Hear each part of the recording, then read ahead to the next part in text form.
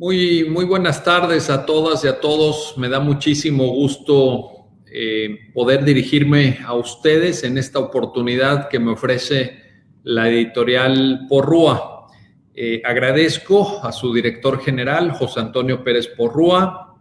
Agradezco a Rodrigo y a José Miguel Pérez Porrúa, a todo el equipo que se encarga de los temas jurídicos en esta prestigiosa editorial que pues en buena medida es también mi editorial. Mi primer libro lo publicó en una segunda edición la editorial Porrúa, en coedición con la UNAM hace muchos años, en 1998 fue mi tesis doctoral, y desde entonces he podido apreciar el compromiso de la editorial Porrúa con la difusión de la cultura, con el apoyo al desarrollo de la ciencia jurídica y el papel tan importante que los libros de esta prestigiosa editorial Porrúa han jugado para la formación de muchas generaciones de abogados y desde luego en mi formación personal. Así que para mí es un verdadero privilegio poder contar con este espacio a través de las redes sociales, a través de las nuevas tecnologías, porque bueno, evidentemente en el contexto que estamos viviendo de la pandemia por COVID-19, pues son las nuevas tecnologías las que nos permiten tener espacios de comunicación y poder dirigirnos a las personas que se interesan por estos temas de relevancia jurídica o de cualquier otra temática, por supuesto. Así que en la medida de lo posible, lo importante es que la pandemia no nos detenga, porque la vida no se detiene. Y esto es muy relevante. No podemos posponer nuestra existencia hasta un escenario futuro, todavía incierto, en el cual ya exista una vacuna y en el cual podamos regresar a una cierta, y lo digo entre comillas, normalidad. Así que este es el espacio oportuno, este es el espacio adecuado, y justamente el día de hoy quiero platicarles de un tema que da para mucho, da para una reflexión amplísima. Yo lo voy a intentar centrar en cuestiones muy específicas, que son los problemas constitucionales de México. ¿Qué problemas constitucionales está enfrentando el país? ¿Cuáles son las cosas a las que tenemos que poner atención? Y para efecto de ir sistematizando los aspectos que estimo son más relevantes alrededor de esta temática tan amplia, hablaré en 5 distintas partes de, en primer lugar, los problemas de diseño constitucional que tenemos en México. En un segundo momento me referiré a los problemas de efectividad que también presenta el sistema constitucional mexicano. En un tercer aspecto me referiré a los problemas de la interpretación constitucional. En un cuarto momento hablaré de los problemas de la falta de estabilidad del texto constitucional derivado de sus múltiples reformas. Y finalmente diré algo de manera muy resumida, muy breve, sobre los problemas de cultura constitucional, que se insertan dentro de una temática más amplia, que es la falta de cultura jurídica general del país. En relación al primer punto que les anunciaba, el de los problemas de diseño, creo que vale la pena tomar en cuenta 2 distintos aspectos. Por una parte, los problemas de diseño relativos a los derechos humanos, a la parte de derechos humanos. Y aquí hay que mencionar que hubo una importante reforma en el año 2011, una reforma publicada justamente en el Diario Oficial de la Federación el día 10 de junio del 2011, que nos suministró un nuevo paradigma en materia de derechos humanos. Nos hizo adelantar bastantes años. Fue una reforma muy positiva que ha tenido consecuencias que la mayor parte de nosotros estimamos como consecuencias altamente positivas, que incorpora principios como el de universalidad de los derechos, el principio pro persona, la interpretación conforme, que le da rango constitucional a los derechos humanos de fuente internacional, esto es, los derechos humanos que tenemos en los tratados firmados y ratificados por el Estado mexicano. Entonces se trata de un avance, se trata de una reforma garantista, progresista, óptima para el desarrollo constitucional de los derechos fundamentales. Pero a la par de esta reforma, lo cierto es que tenemos un esquema general en la Constitución mexicana con un diseño problemático. Por ejemplo, no tenemos ninguna sistemática en la enunciación de los derechos. De pronto, si nos vamos, por ejemplo, al artículo 2, están los derechos de pueblos y comunidades indígenas. En el artículo 3 nos encontramos el derecho a la educación y las diversas modalidades del sistema educativo nacional. En el artículo 4 encontramos una especie de cajón desastre, donde están desde la igualdad entre el hombre y la mujer, la protección a la familia, los derechos sexuales y reproductivos, el derecho a la vivienda, el derecho al deporte, el derecho de acceso a la cultura, el derecho al agua, el derecho a la alimentación, el derecho a un medio ambiente adecuado, en fin, o a una vivienda digna y decorosa. Un conjunto de derechos sin ninguna sistemática, algunos de ellos pobremente redactados, etc. Entonces ahí tenemos un problema de sistemática. También tenemos un problema grave en cuestión de derechos en la Constitución mexicana porque hay normas abiertamente violatorias de los derechos humanos. El ejemplo que siempre se suele poner y el ejemplo al cual recurrimos con mucha frecuencia es la figura del arraigo prevista en el artículo 16 constitucional. Como todos y todas ustedes seguramente saben, en el artículo 16 de la Constitución se permite que una persona sea detenida, privada de su libertad, pues hasta por 40 días con fines puramente investigativos. Es decir, todavía no se le acusa de nada, todavía no se le lleva ante un juez para efectos del desarrollo de un proceso penal, simplemente esta persona está privada de su libertad para que se le investigue y posteriormente, de acuerdo con el resultado de esa investigación, pueda ser sujeto de una acusación penal. Esto es totalmente violatorio de derechos humanos, lo han dicho organismos de Naciones Unidas, lo han dicho organismos de OEA, lo han dicho ONGs de derechos humanos, etcétera, etcétera. Entonces tenemos también ese problema constitucional donde normas de nuestra Carta Magna violan derechos humanos. O también, por ejemplo, en el artículo 18 está un último párrafo que permite la incomunicación de presos, ¿no? Presos, personas privadas de su libertad por estar sentenciadas o por estar enfrentando un proceso penal y que tienen una medida cautelar de prisión preventiva y que pueden ser incomunicados en términos de la propia Constitución. Ese sería un segundo ejemplo. Un tercer caso está en el artículo 123, en el apartado B, la fracción 13ª, que establece que en tratándose de una serie de servidores públicos, como por ejemplo ministerios públicos, por ejemplo peritos, por ejemplo personal policíaco, si estas personas son removidas de su cargo, si estas personas son despedidas, aunque luego demuestren que ese despido fue completamente ilegal, completamente irregular, no pueden ser reinstaladas en el puesto que tenían. Lo único a lo que tienen derecho es a una indemnización. Esto también genera un enorme problema. No es compatible con obligaciones internacionales suscritas por el Estado mexicano en materia laboral y sin embargo está en nuestra Constitución. Igualmente hay problemas de diseño en la otra parte de nuestro texto constitucional. Me acabo de referir a los derechos humanos, pero lo mismo podríamos decir en relación a los aspectos de la división de poderes. Y aquí hay que dividirlo igualmente en dos. Por un lado, tenemos un diseño muy problemático en términos de eso que llamamos órganos constitucionales autónomos. Si nos fijamos en organismos como por ejemplo el INE, como por ejemplo el Banco de México, como por ejemplo la CNDH, como por ejemplo la Comisión Federal de Competencia Económica o el Instituto Federal de Telecomunicaciones o el INAI, o los demás órganos que están previstos, la Fiscalía General de la República, en la Constitución mexicana, veremos que no hay un diseño uniforme, ¿sí? No existen reglas que puedan explicar por qué los integrantes de estos órganos duran lo que duran, por qué en algunos casos hay juntas de gobierno, como en el Banco de México, en otros no, en otros hay Consejo General, como en el INE, quién nombra a los integrantes de estos órganos, bajo qué procedimiento. No hay ninguna sistemática, incluso algunos de estos órganos están ubicados por un problema de diseño justamente en el capítulo que la Constitución mexicana dedica al Poder Judicial.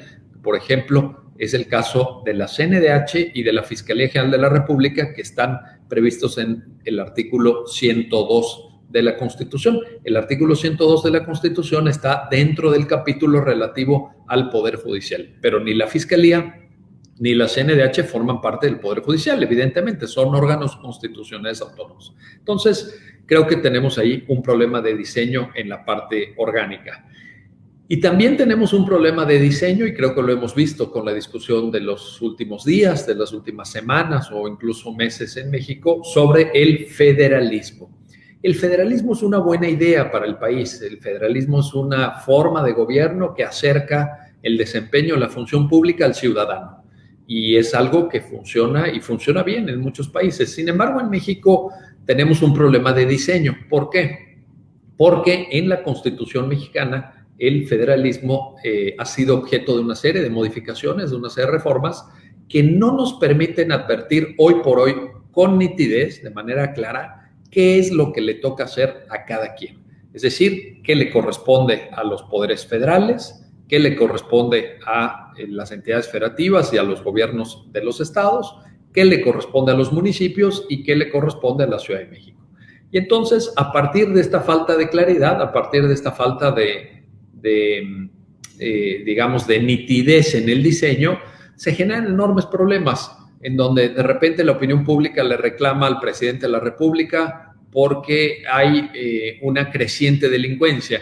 Y muchas veces esa misma opinión pública no repara en el hecho de que el 92% de los delitos que se cometen en este país, y estos son datos del INEGI, son competencia de las entidades federativas, no del gobierno federal. El gobierno federal tiene competencia solamente sobre el 6% del total de delitos cometidos en el país. Entonces, ¿qué le toca hacer a cada quien en materia de seguridad pública? ¿Qué le toca hacer a cada quien en materia de protección al medio ambiente, en materia educativa, por ejemplo, en materia de salud? Otro tema que preocupa y ocupa mucho a los mexicanos, y todo esto no está definido.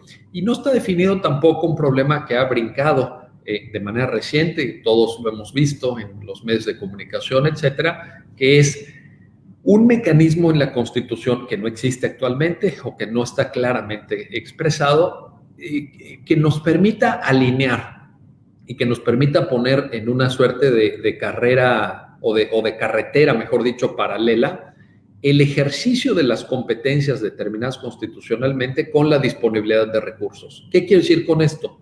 Que sería indispensable contar en México con un sistema que en la lógica del federalismo, que cada vez que distribuye una función o designa una competencia para un nivel de gobierno, permita también contar con una fuente de financiamiento. Porque de otra manera es muy difícil. Es decir, si nosotros le decimos a las entidades federativas o a los municipios, oigan, ustedes encárguense de llevar agua a todas las casas de México, a todos los domicilios. Está bien, pero no le damos dinero, no le damos una fuente de ingresos para que lleven a cabo esa competencia. Creo que sería un poco iluso, creo que sería francamente ingenuo pretender que se pueden desarrollar buenos servicios públicos, que se puede modernizar administrativamente y también modernizar desde el punto de vista de los derechos humanos al país, si no hay un alineamiento entre lo que implica el desarrollo de una competencia y el financiamiento para ejercer esa misma competencia. Las cosas no son gratis, como dice un famoso libro publicado en Estados Unidos, los derechos tienen un costo, el costo de los derechos, no hay derechos gratuitos. Entonces, sí sería bueno aclarar muy bien en términos de la organización del Estado Federal Mexicano, uno, qué le toca hacer exactamente a cada nivel de gobierno, tener una especie de definición muy clara que partiera del texto constitucional y que se podría desarrollar tal vez a través de la legislación, etcétera.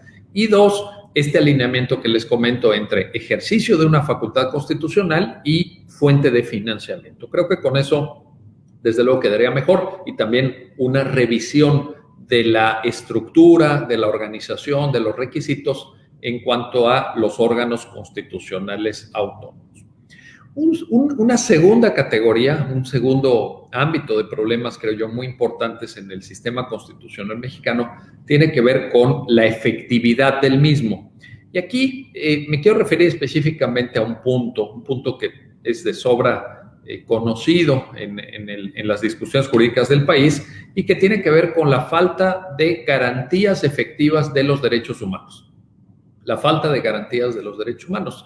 en dos distintos ámbitos. Yo creo que esto se puede analizar desde dos puntos de vista. Por un lado, se puede analizar en la falta de políticas públicas que garanticen los derechos humanos, porque muchas veces cuando hablamos de las garantías de los derechos, es decir, de los medios para hacer efectivos los derechos humanos, pensamos en remedios de carácter judicial. Y esto no necesariamente es así, no necesariamente son los jueces los únicos que pueden garantizar los derechos. Los derechos se garantizan primariamente a través de políticas públicas. Pensemos en el derecho a la educación, que requiere la construcción y administración de escuelas, la contratación de profesores, la generación de materiales pedagógicos, la aprobación de planes de estudio, etcétera, etcétera. O pensemos con el derecho a la salud, construcción de hospitales, contratación de personal médico y de enfermería, suministro de medicamentos, equipamiento de hospitales, etcétera, etcétera.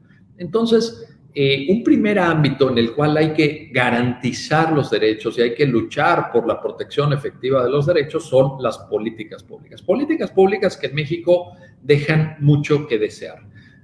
No lo digo respecto de algún partido político, no lo digo respecto de algún periodo de gobierno en especial, lo digo en general.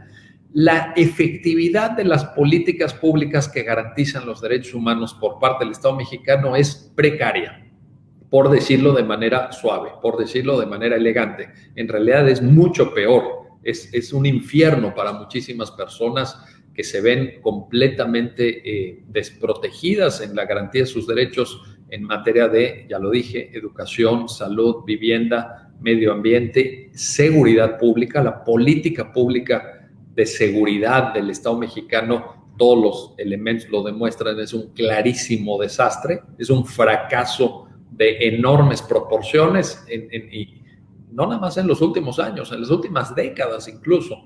Entonces, creo que por ahí tenemos mucho que mejorar en el diseño, en la implementación y en la evaluación de las políticas públicas. Necesitamos políticas públicas que garanticen los derechos, que estén mejor diseñadas, que estén mejor implementadas y que sean evaluadas con mayor rigor para saber si están funcionando, si no están funcionando, si sí están, por qué sí están funcionando, por qué no están funcionando, etcétera, etcétera. Entonces ahí tenemos un asunto sobre el que hay mucho que aportar, sobre el que hay mucho que reflexionar.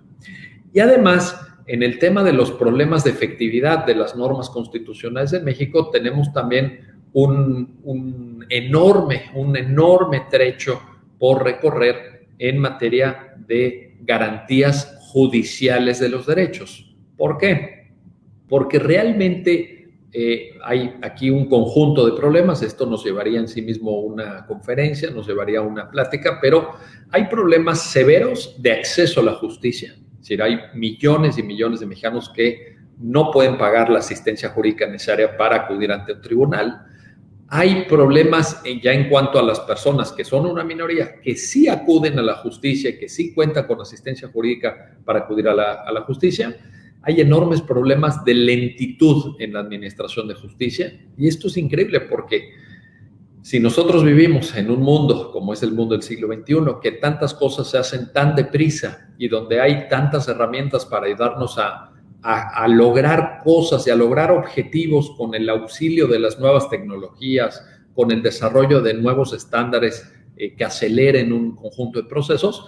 En cambio, va uno a un tribunal mexicano en pleno siglo XXI y siguen cosiendo con aguja e hilo los expedientes o siguen poniéndole el taladro a los expedientes, etcétera, etcétera. Cosa que es muy difícil de entender. O, por ejemplo, que un proceso pongo por caso el proceso laboral ante las juntas de conciliación y arbitraje, pero se podrían poner muchísimos otros ejemplos, tome 2 o 3 o 4 años para ser resuelto en primera instancia, independientemente que luego se pueda promover el juicio de amparo directo que corresponda en contra de lo que resuelva de fondo la Junta de Conciliación y Arbitraje. Entonces, creo que también tenemos problemas de lentitud, tenemos problemas de falta de calidad en la impartición de justicia. Hay personas que se encargan de la administración de justicia que no tienen el suficiente compromiso o que no tienen la suficiente capacitación o que no se han preparado de manera diligente y que también en esa medida no están proveyendo en el ámbito de su competencia a un mecanismo efectivo de garantía de los derechos. Así que tenemos mucho por hacer, tenemos mucho por cambiar y tenemos mucho por mejorar, tanto en el ámbito propiamente administrativo, y aquí desde luego se incluyen todos los niveles de gobierno, desde la federal,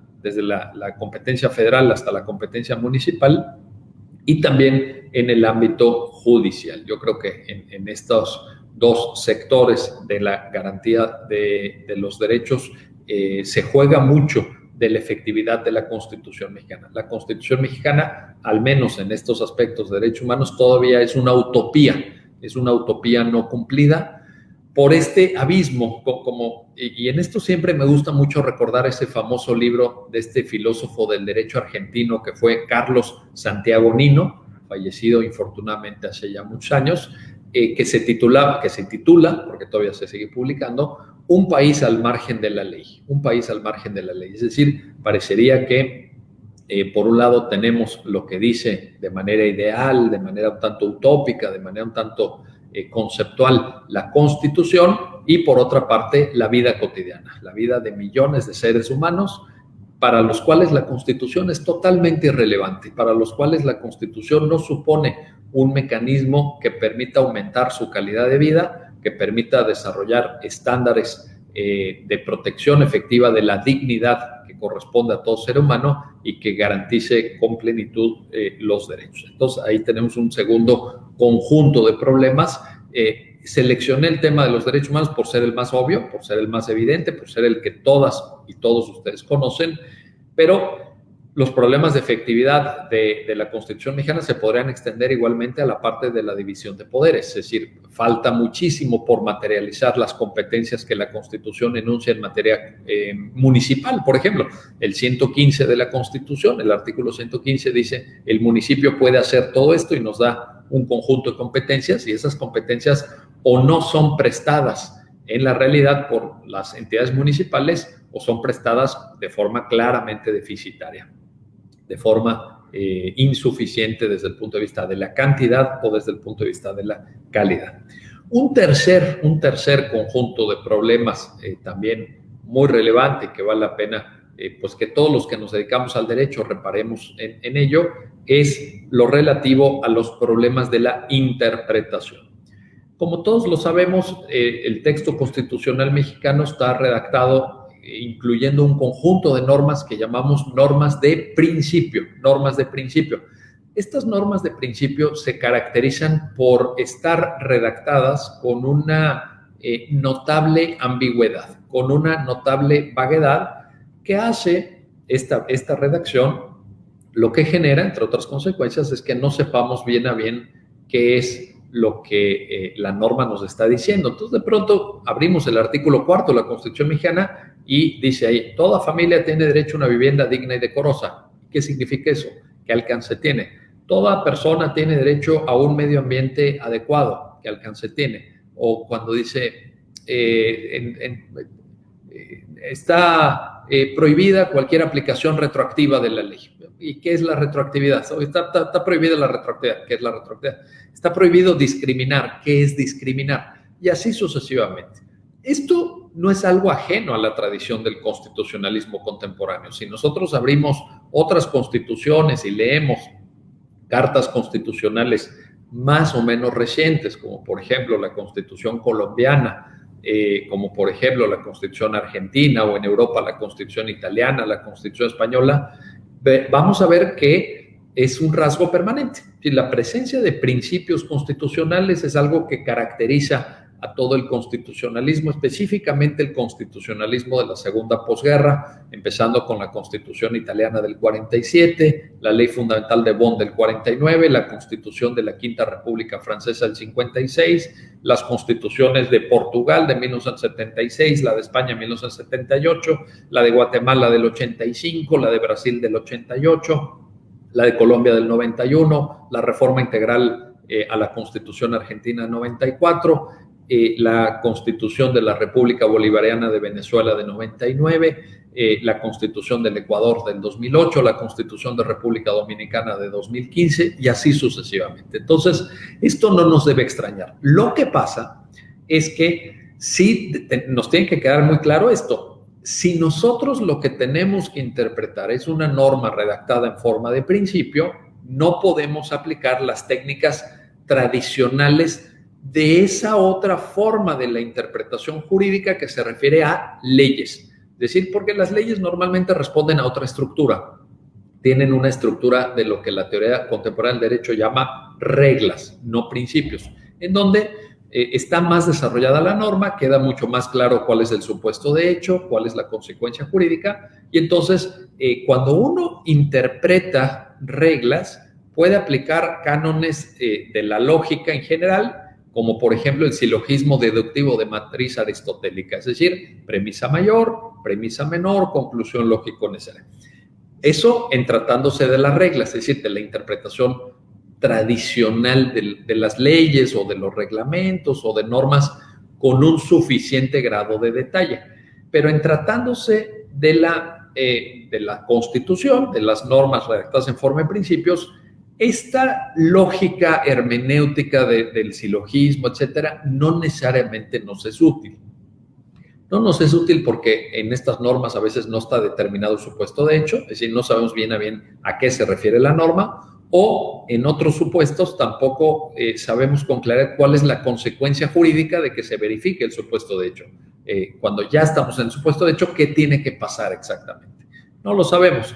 Entonces, para ello, el constitucionalismo contemporáneo ha echado mano, digamos, de un conjunto de técnicas muy importantes que tienen que ver, por ejemplo, con la ponderación entre derechos que están en conflicto, ¿no? Cuando dos derechos o cuando dos normas redactadas en forma de principio chocan, lo que hay que hacer es ponderarlo porque se trata de normas que, como ha dicho el jurista alemán Robert Alexy, son mandatos de optimización. Hay que optimizar estas normas, hay que procurar que las normas lleguen tan allá como sea posible en función de las premisas fácticas y de las premisas normativas. Entonces, ahí estamos ante un ejercicio de ponderación, o también podemos aplicar para temas de la interpretación constitucional el llamado test o examen de proporcionalidad, que para algunos tiene 3 pasos, para algunos otros tiene 4 pasos, en fin, en donde necesitamos justificar la finalidad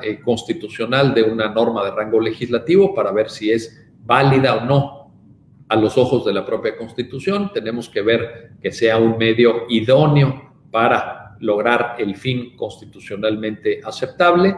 Tenemos que ver que sea el medio menos lesivo para regular el ejercicio de un derecho fundamental o de una finalidad que tiene rango constitucional.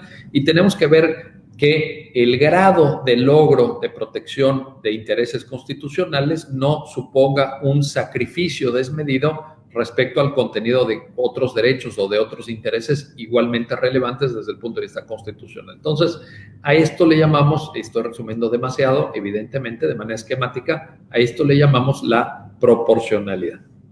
¿Qué sucede aquí? Dicho esto, bueno, en México también tenemos aquí un problema porque no todos los abogados en México y desde luego no todos los jueces manejan estas técnicas. Son técnicas, yo ahorita las acabo de resumir de manera absolutamente superficial, de manera absolutamente pedestre, si me permiten la expresión, pero son técnicas enormemente sofisticadas. Son técnicas, tanto en tratándose de la ponderación como en relación a la proporcionalidad, que requieren de una formación específica muy profunda, con un análisis muy detallado de los casos que se resuelvan mediante estas técnicas hermenéuticas y, repito, no toda la formación jurídica que reciben los abogados en México responde a este alto nivel de exigencia. Entonces ahí tenemos un problema de falta de manejo de técnicas contemporáneas de interpretación constitucional.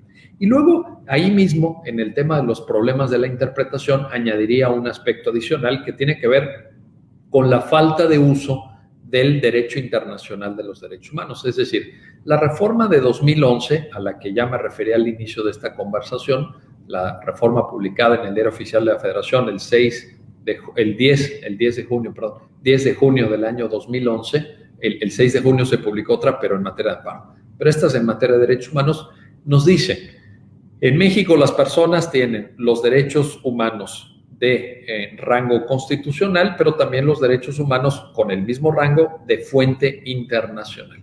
Bueno, esto es algo maravilloso, esto es algo estupendo, esto es algo que sitúa al país en la línea correcta del desarrollo del constitucionalismo contemporáneo.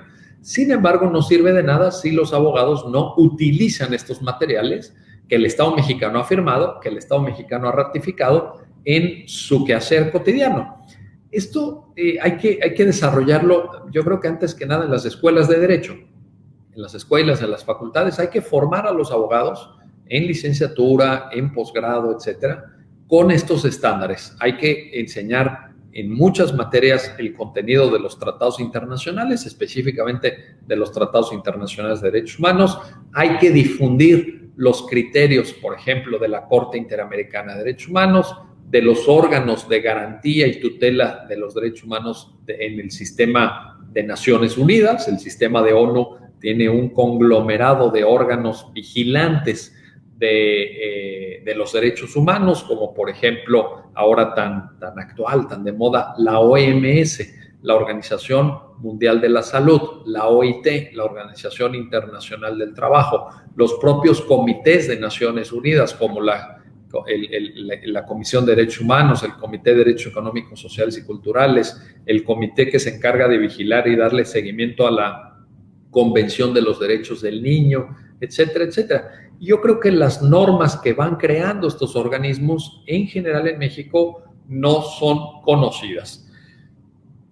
Y como no son conocidas, tampoco son invocadas en el quehacer jurídico cotidiano. Entonces ahí tenemos un problema de falta de uso en la interpretación constitucional de normas vigentes, de normas válidas, que son perfectamente aplicables, pero que por esta falta de conocimiento, seguramente, o por resultar un tanto ajenas a nuestra cultura jurídica, a nuestra visión de lo que es el derecho, no utilizamos adecuadamente. Entonces ahí también creo que hay mucho por mejorar desde el punto de vista de la difusión de estas normas, desde el punto de vista del empleo correcto y de la cita de estas normas, y no solamente que se conozcan y se citen, sino que se vea la solvencia argumentativa que estas normas nos permiten. Es decir, nos pueden reforzar mucho la calidad argumentativa que nosotros como abogados tenemos que llevar a cabo, nos pueden dar ideas, nos pueden ayudar a entender incluso el contenido de los derechos, derivado de eso que les decía. Los derechos redactados en forma de principio son muy ambiguos, son muy vagos, así que por ahí también tendríamos una enorme ventaja, pero, repito, hace falta conocer estas normas que están en los tratados, conocer las normas que derivan de los tratados, conocer la jurisprudencia, esto es importantísimo, conocer la jurisprudencia de la Corte Interamericana de Derechos Humanos, que nos es vinculante. La Suprema Corte de Justicia de la Nación, en su sentencia mediante la que se resuelve la contradicción de tesis 293/2011, claramente desde ese momento, y lo ha venido reiterando en distintas oportunidades, señala que la jurisprudencia de la Corte Interamericana de Derechos Humanos es 100% vinculante para el Estado mexicano. Es 100% vinculante. Entonces, tenemos un conjunto de criterios jurisprudenciales, tenemos un trabajo extraordinario que ha hecho la Corte Interamericana de Derechos Humanos para entender el alcance de los derechos, que es obligatorio en su observancia, pero que no es citado, que no es estudiado suficientemente, que no es analizado, que no es conocido. Ahí tenemos una enorme área de oportunidad. Ahí podemos avanzar muchísimo en todo esto y también, como ya lo mencioné, mejorar nuestras técnicas argumentativas de la ponderación y de la proporcionalidad, entre otras. Por supuesto, también está la técnica que utiliza el principio pro persona, la interpretación conforme, etcétera, los distintos rangos de escrutinio que ha ido definiendo la Suprema Corte, el escrutinio estricto, el escrutinio intermedio, el escrutinio laxo, etcétera, etcétera. Un cuarto sector de problemas constitucionales de México se ubica en esto que les anunciaba yo al principio, que son los problemas de estabilidad, los problemas de estabilidad.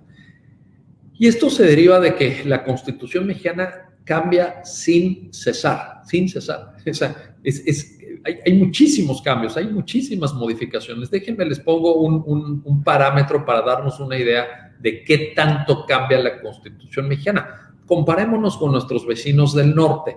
En Estados Unidos, la Constitución es del año de 1787, la famosa Constitución de Filadelfia. 1787. Bueno, esta Constitución ha tenido 27 modificaciones. Ha sido modificada en 27 ocasiones. Allá les llaman enmiendas. Les llaman enmiendas y se ponen al final de la Constitución. 27 desde 1787. Nuestra Constitución, como ustedes lo saben perfectamente, la Constitución de Querétaro es de febrero de 1917, publicada el 5 de febrero de 1917, con entrada en vigor el 1 de mayo de 1917. Pues bien, esta Constitución ha sido modificada en más de 800 ocasiones. Fíjense, Estados Unidos, que tiene muchísimos más años, su texto constitucional, 27 reformas. Nuestra Constitución mexicana nacional, 800 modificaciones. Y esto me parece que es un problema a resaltar, porque cuando las normas más importantes de un país, las normas que tienen la mayor jerarquía, que estructuran al sistema jurídico, que contienen los principios vertebradores de la convivencia civil pacífica del país, no tienen un cierto grado de estabilidad, pues el sistema constitucional está enfrentando un grave problema, porque esto quiere decir que no nos hemos puesto de acuerdo ni siquiera en lo más importante. La Constitución es la única norma jurídica del país que nos compete a todos, que tiene que ver con todas las personas, sean del nivel socioeconómico que sean del género masculino o femenino o de los géneros híbridos que pueda haber, como sea. La Constitución nos corresponde a todos. Y cuando la Constitución es manipulada de tal manera por nuestros políticos, no de ahora, sino de hace décadas, cuando la Constitución tiene esta dinámica y esta inestabilidad, quiere decir que estamos ante un grave problema. ¿Por qué? Ni siquiera hemos terminado de estudiar o ni siquiera hemos terminado de aprender una reforma constitucional cuando ya nos están publicando la siguiente. Y cuando apenas nos estamos adentrando y familiarizando con esa reforma constitucional, ya viene alguien y la echa para atrás y dice, ahora esto que se reformó aquí ya no es correcto, ahora viene la contrarreforma y va a ser otra vez como antes. Entonces dice uno, bueno, ¿qué está pasando? ¿Qué está pasando? Eso afecta el conocimiento de la Constitución, es un problema a la vez académico, pero también cívico, y genera inestabilidad, genera inseguridad para quienes quieren invertir en el país, para quienes quieren desarrollar actividades empresariales, etcétera, etcétera. Yo creo que es un tema que también hay que analizar y también que hay que estudiar. No, ahora es muy complicado resolverlo porque la Constitución mexicana, el problema es que ya se ha vuelto en algunas de sus partes una Constitución extraordinariamente detallada. Entonces tenemos artículos enormemente largos que estarían seguramente entre los más largos de la historia del constitucionalismo contemporáneo, como ese famoso artículo 27, el 123 en relación al tema del trabajo, el 122 que contiene una especie de mini constitución de la Ciudad de México y otros.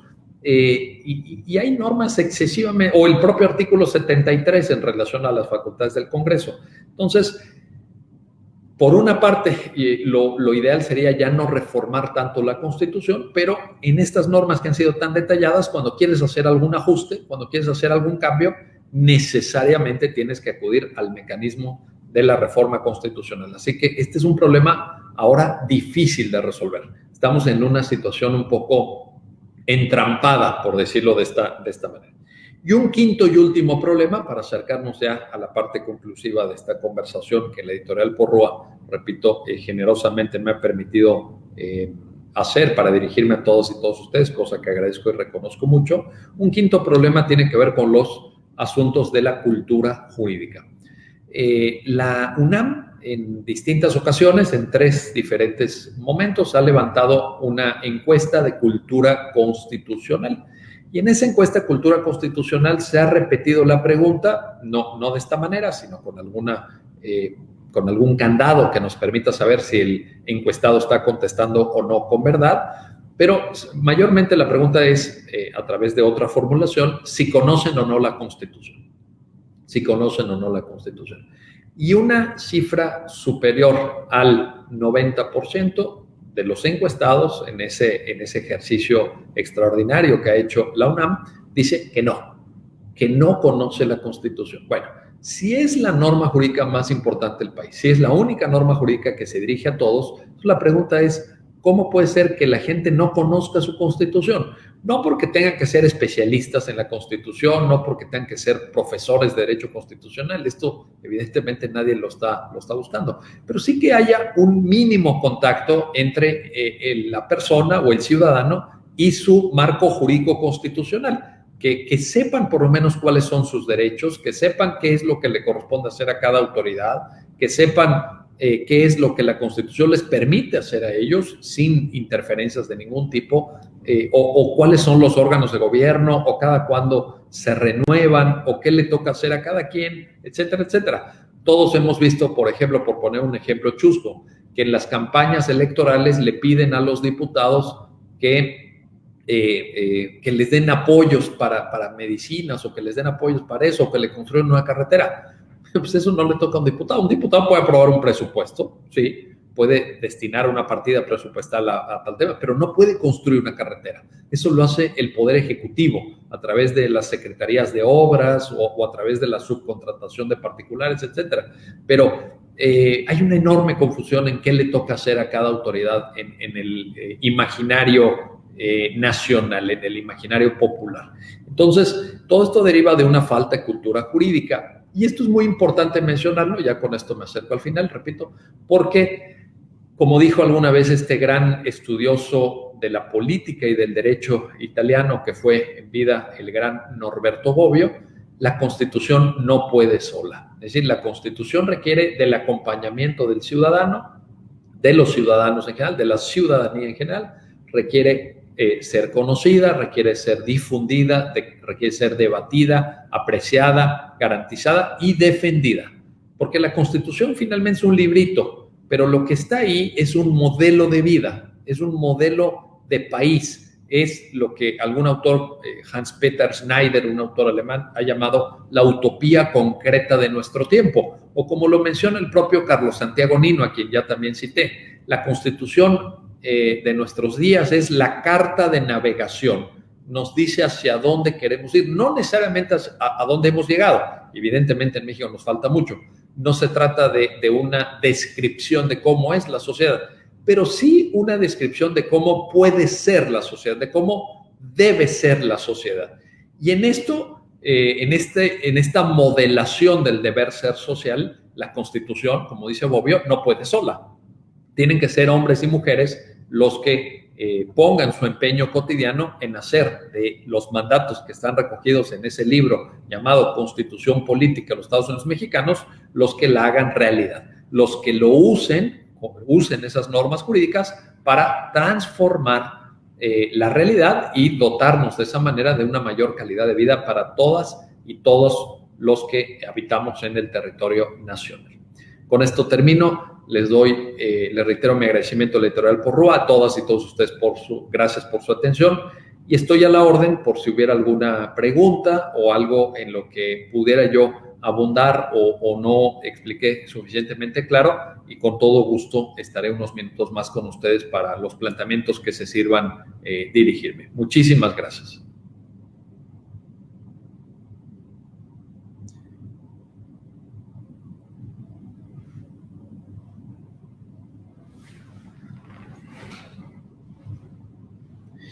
Bueno, gracias a Manuel Vidaurri, un saludo Manuel hasta Guanajuato, con mucha admiración a tu carrera académica, a tu brillante desempeño como servidor público, y una compañera, Eridani Serrano, pregunta sobre la Guardia Nacional.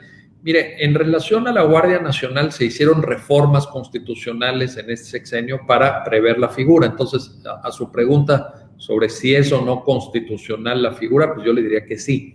Ahora, aquí tenemos un dilema que hay que resolver, que es que el artículo 21 de la Constitución y muchos organismos internacionales, como por ejemplo la propia Corte Interamericana de Derechos Humanos, la ONU, etcétera, pero sobre todo el artículo 21 de la Constitución señala que las autoridades, las autoridades encargadas del tema de seguridad pública tienen carácter civil, tienen que ser civiles y no militares.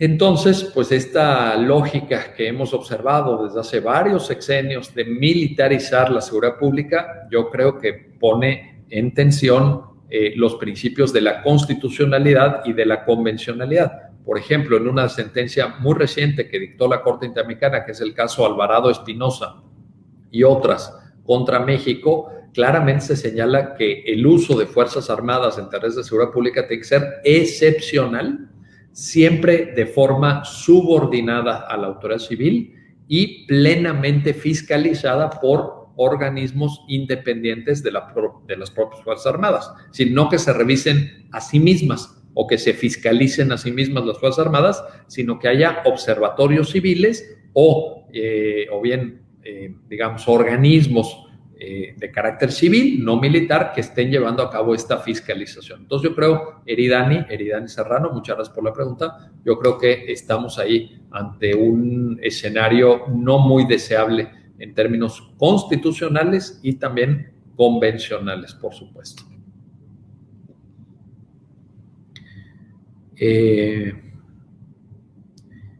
Claudia Heredia, muchas gracias, Claudia, me pregunta sobre esto de la alianza federalista y lo del pacto fiscal. Bueno, yo creo que aquí ha habido una discusión que por un lado ha sido una discusión enormemente mediática, que ha llamado mucho la atención en las redes sociales, en los medios de comunicación, sobre esta idea de que se va a romper el pacto federal, etcétera.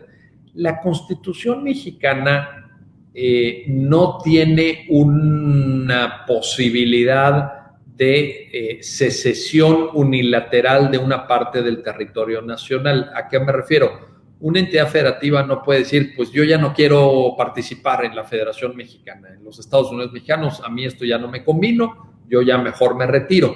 La Constitución mexicana lo que sí contiene es una lista de las entidades que integran la federación.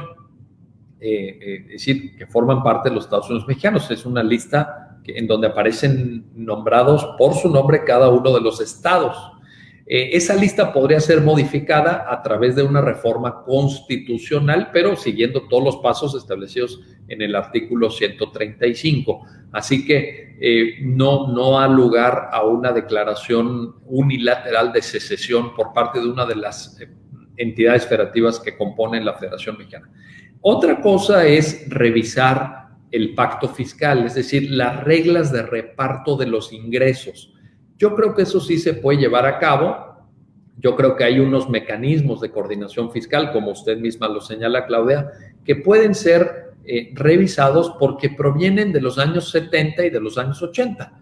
Y como les decía en la conversación, yo creo que el federalismo mexicano ha ido evolucionando de manera muy significativa en los últimos años y ahora requiere un ajuste para lograr ese empate entre ejercicio competencial y disponibilidad de recursos. Esto se puede hacer dentro de la Constitución sin afectar en modo alguno al federalismo mexicano, se puede hacer sin afectar la soberanía nacional, simplemente revisando estos mecanismos que tienen que ver con quién cobra los impuestos y quién ejerce el gasto público. Ahí tiene que haber un esquema de corresponsabilidad y también un esquema de justicia, para ver a quién le toca hacer cada cosa. No es grato cobrar impuestos, nadie quiere cobrar impuestos porque no es una tarea fácil en México y sin embargo hay que hacerlo y a partir de ahí pues destinar los suficientes recursos para que cada nivel de gobierno pueda ejercer a plenitud las facultades que le otorgan la Constitución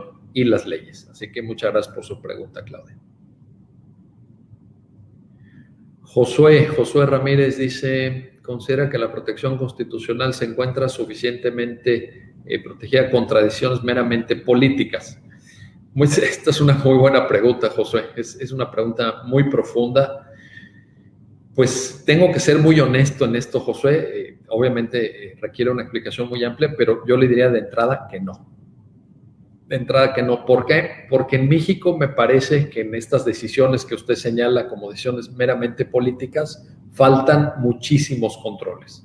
muchísimos controles. Lo que vemos es que los políticos toman decisiones ajenos a cualquier mecanismo de control, ajenos a cualquier división de poderes, ajenos incluso en muchos casos al bienestar general de la población, porque parece que en México, independientemente del partido que gobierne, los políticos tienen una agenda propia, una agenda que va conforme a sus intereses políticos y no una agenda que vaya conforme a los intereses ciudadanos. Y cuando esto muestra una divergencia muy clara y además esta agenda política no necesariamente está sujeta a control, pues se permiten cualquier tipo de abusos. Yo creo que a lo largo de la historia, a lo largo del siglo XX mexicano, esto se puede acreditar suficientemente.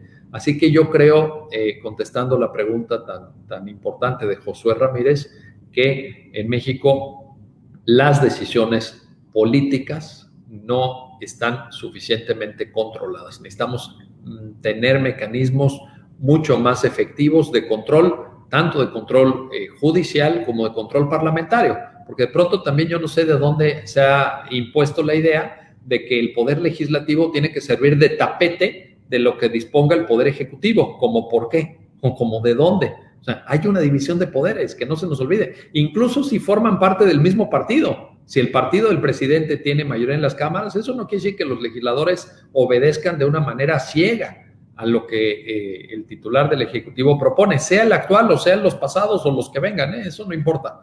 Yo creo que se tiene que rescatar esa lógica y ese empeño de la división de poderes. Esa sería mi respuesta, Josué, y le mando un saludo muy cordial.